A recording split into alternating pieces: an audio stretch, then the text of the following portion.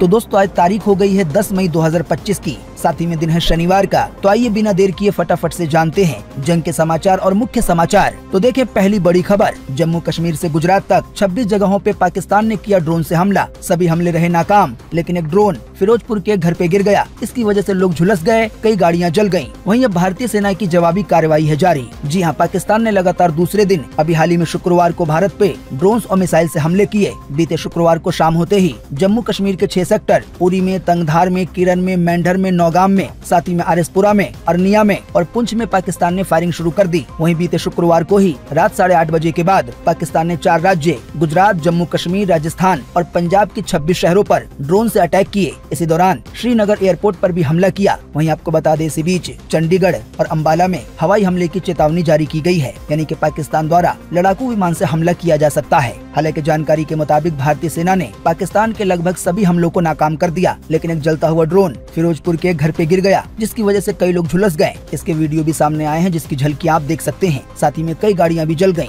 वहीं अब ताज़ा जानकारी के मुताबिक पाकिस्तान की ड्रोन हमलों की कोशिशों के जवाब में लाइन ऑफ कंट्रोल पर भारतीय सेना की कार्रवाई जारी है। ताज़ा जानकारी के मुताबिक इसी बीच अमेरिका के राष्ट्रपति डोनाल्ड ट्रंप का एक बयान आया है। ट्रंप ने कहा, दोनों देशों के बीच तनाव जितनी जल्दी हो सके खत्म हो। वहीं ताज़ा जानकारी के मुताबिक इसी बीच पाकिस्तान की ओर से एक बड़ा बयान आ रहा है कि पाकिस्तान के रक्षा मंत्री ने कहा, अब जंग होना तय है, हमारे पास कोई ऑप्शन नहीं बचा है। इसी बीच IMF ने 20,000 करोड़ रुपए का लोन देने का ऐलान किया। जी हां, IMF ने पाकिस्तान को $2.3 अरब यानी कि 20,000 करोड़ रुपए का लोन देने की मंजूरी दे दी है। बताया गया इस लोन में से 8,500 करोड़ रुपए तत्काल दिए जाएंगे। हालांकि दोस्तों आपको बता दें, इस पे इंडिया ऐतराज जता रहा था। इसके बावजूद भी इंडिया के खिलाफ जाते हुए IMF ने पाकिस्तान के लिए इतने बड़े लोन की मंजूरी दे दी है। अब इसी कड़ी में देखें अगली बड़ी खबर कि 6 राज्यों के 19 जिलों में स्कूल हुए बंद। दिल्ली में ऑनलाइन क्लास हो गई है शुरू। भारत पाकिस्तान तनाव के चलते लिया गया है ये फैसला। ताज़ा जानकारी के मुताबिक पंजाब के अमृतसर, फिरोजपुर, फाजिलका, पठानकोट, गुरदासपुर और तरन-तारन में 9 मई से लेकर 11 मई तक स्कूल बंद रहेंगे। वहीं राजस्थान के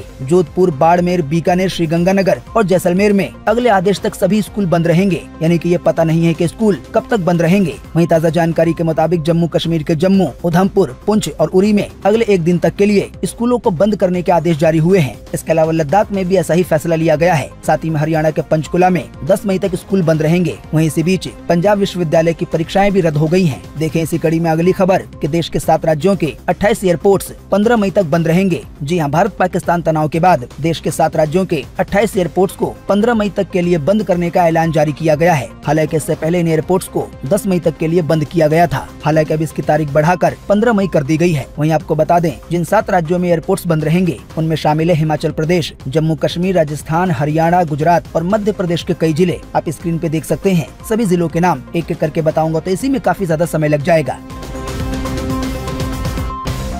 देखिए अगली खबर के कर्नल सोफिया बोली कि जंग में पाकिस्तान अपने नागरिकों को ढाल बना रहा है। पाकिस्तान ने अपने एयर स्पेस में यात्री विमान उड़ने दिए ताकि भारत जवाबी हमला न करे। अभी हाल ही में पाकिस्तान ने कुल 400 तुर्की ड्रोन दागे हैं। जी हां, विदेश मंत्रालय ने अभी हाल ही में शुक्रवार को शाम 5:30 बजे पाकिस्तान के साथ तनाव पर लगातार तीसरे दिन प्रेस कॉन्फ्रेंस की। कर्नल सोफिया ने कहा, 8 से 9 मई की आधी रात को पाकिस्तानी सेना ने सैन्य बुनियादी ढांचों को निशाना बनाने के इरादे से कई बार हमला किया। वहीं अभी तक के हमले में पाकिस्तान 300 से 400 ड्रोन इस्तेमाल कर चुका है। दोस्तों आसान शब्दों में कहें तो पाकिस्तान जानबूझकर यात्री विमानों को, आम नागरिकों के विमानों को जंगी हालात के बीच भी उड़ने दे रहा है ताकि इंडिया कोई बड़ा हमला न कर सके। वहीं अगर इंडिया ने हमला कर दिया और ऐसे में पाकिस्तान का कोई आम नागरिक का विमान चपेट में आ गया तो इसके लिए वहाँ पे हाहाकार मचाएंगे कि इंडिया ने हमला कर दिया, आम जनता को मार दिया। हालांकि अब ये बयान आया है, कर्नल सोफिया ने कहा है कि असल में पाकिस्तान आम नागरिकों को ढाल बना रहा है, अपने एयर स्पेस में यात्री विमानों को उड़ने दे रहा है। अब इसी कड़ी में देखें अगली खबर, राज्यों को इमरजेंसी पावर के इस्तेमाल करने का दिया गया आदेश। देश के गृह मंत्रालय ने अभी हाल ही में सभी राज्यों और केंद्र शासित प्रदेशों को कहा है कि वो चाहे तो आपातकालीन शक्तियों का इस्तेमाल कर सकते हैं, यानी कि इमरजेंसी पावर का। इसका मतलब है कि अगर कोई बड़ा खतरा है जैसे युद्ध या प्राकृतिक आपदा, तो ऐसे हालात के दौरान आपातकालीन शक्तियों का इस्तेमाल किया जाता है। आपको बता दें, ये नियम नागरिक सुरक्षा अधिनियम 1968 में लिखे हुए हैं। साथ ही इस कानून में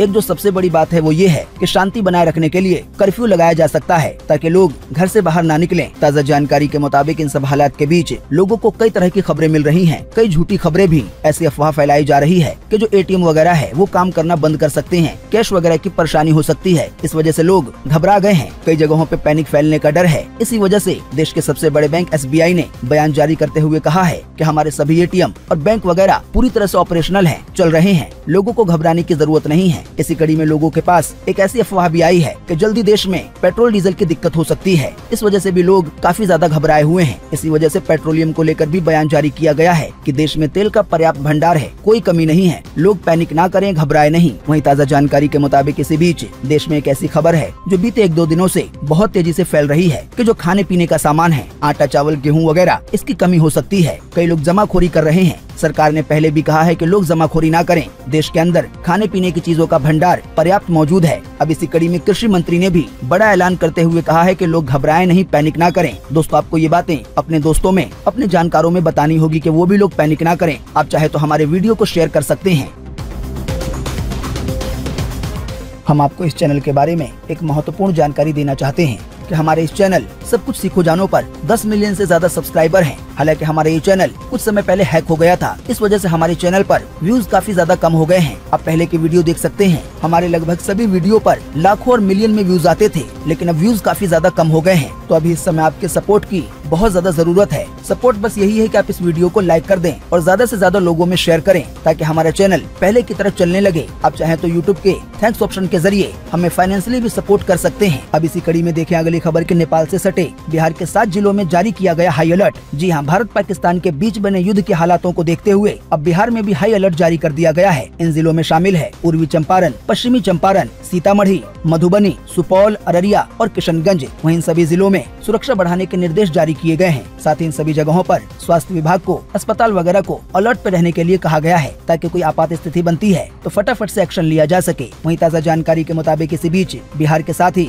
यूपी भी रेड अलर्ट पर है। अभी हाल ही में केंद्र सरकार ने सभी मेडिकल और पैरामेडिकल स्टाफ की छुट्टियां रद्द कर दी हैं। जो भी अस्पताल के कर्मचारी, मेडिकल के कर्मचारी छुट्टी पर थे, उन सभी को काम पे बुला लिया गया है। वहीं ताज़ा जानकारी के मुताबिक यूपी के हिंडन एयरपोर्ट को 15 मई तक के लिए बंद कर दिया गया है। वहीं इसी बीच यूपी के लखनऊ से एक बड़ी खबर आ रही है कि लखनऊ, वाराणसी, कानपुर समेत कई शहरों में बीते रोज जुमे की नमाज के बाद मुस्लिम समुदाय के लोगों ने पाकिस्तान के खिलाफ जोरदार प्रदर्शन किया, यहाँ तक कि पाकिस्तान मुर्दाबाद के नारे भी लगाए। देखें इसी कड़ी में एक और बड़ी खबर कि एम्स, सफदरजंग समेत देश की राजधानी दिल्ली के भी सभी बड़े अस्पतालों की छुट्टियां कर दी गई हैं कैंसिल। पाकिस्तान से तनाव के बीच प्रशासन द्वारा ये फैसला लिया गया है। वहीं ताज़ा जानकारी के मुताबिक इसी कड़ी में आपको बता दें कि जंगी हालात के तनाव के बीच नोएडा में भी रेड अलर्ट जारी कर दिया गया है। वहीं यूपी के गाजियाबाद में धारा 163 लागू कर दी गई है। आसान शब्दों में कहें तो नोएडा और गाजियाबाद वगैरह में भी सुरक्षा बढ़ा दी गई है। इसी कड़ी में देखें ये बड़ी खबर कि जंगी हालात के बीच IPL के मैचों को एक सप्ताह के लिए टाला गया। आने वाले दिनों में हालात को देखते हुए नया शेड्यूल जारी होगा और ये बताया जाएगा कि IPL के बाकी बचे हुए मैच कब और कहां खेले जाएंगे। हालांकि फिलहाल सभी मैचों को टाल दिया गया है। इसी बीच आपको बताते चलें कि अभी हाल ही में स्पेशल वंदे भारत ट्रेन से सभी प्लेयर्स को जालंधर से दिल्ली सुरक्षित लाया गया। पाकिस्तान के हमला करने के बाद सरकार द्वारा ये फैसला लिया गया था कि सभी खिलाड़ियों को वहां से निकाला जाएगा, तो फाइनली निकाल लिया गया है। अब दोस्तों, अगली खबर के बारे में बताने से पहले आपके लिए एक सवाल। आपको इसी वीडियो के नीचे कमेंट बॉक्स में कमेंट करके बताना है कि भारत के पास सबसे ताकतवर हथियार कौन सा है और वहीं पाकिस्तान के पास भी सबसे ताकतवर हथियार कौन सा है। आपके दिए गए जवाबों से काफी कुछ पता चलता है।